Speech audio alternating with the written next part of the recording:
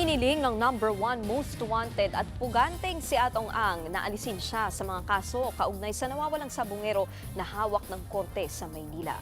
Naghain ng pleading ang kanyang kampo para hindi siya isama sa kidnapping at serious illegal detention ng 6 na sabungero sa Manila Arena noong 2022.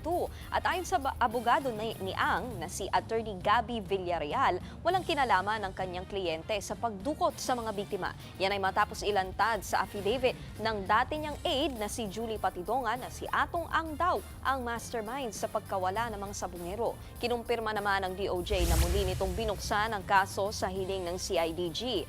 Layon daw nilang matukoy ang mga John Doe sa affidavit ni Patidongan na sangkot din umano sa krimen. Samantala, naniniwala naman si Villarreal na nandito pa rin sa Pilipinas si Ang.